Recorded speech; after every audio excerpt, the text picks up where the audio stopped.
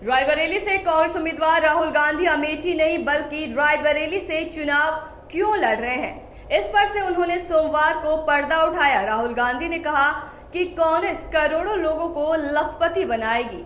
साथ ही उन्होंने ये भी कह दिया कि 1 तारीख को जादू होगा। दरअसल रायबरेली में चुनावी जनसभा को संबोधित करते हुए कांग्रेस नेता राहुल गांधी ने कहा कि कुछ दिन पहले मैं मां यानी कि सोनिया गांधी के साथ बैठा था।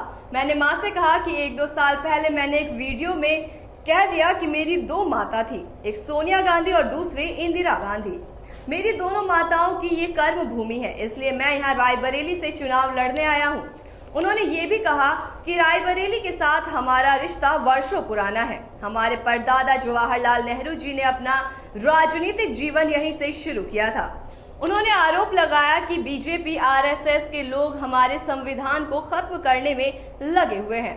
उन्होंने आगे कहा कि कांग्रेस करोड़ों लोगों को लखपति बनाएगी। जुलाई में 1 तारीख को जादू होगा।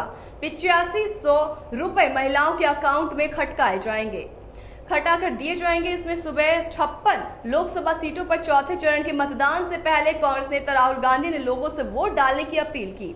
उन्होंने दावा किया कि केंद्र में 4 जून को इंडिया ब्लॉक की सरकार बनने जा रही है। राहुल ने कहा कि आज चौथे चरण का मतदान है। पहले 3 चरणों में ही ये बात स्पष्ट हो चुकी है कि 4 जून को इंडिया की सरकार बनने जा रही है।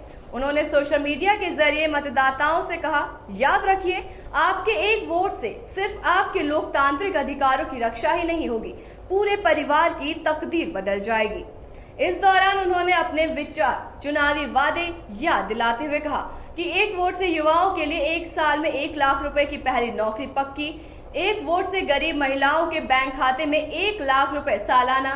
इसलिए बड़ी संख्या में बाहर निकलकर वोट डालिए और बता दीजिए कि देश अब अपने मुद्दे पर वोट करेगा, भटकेगा नहीं।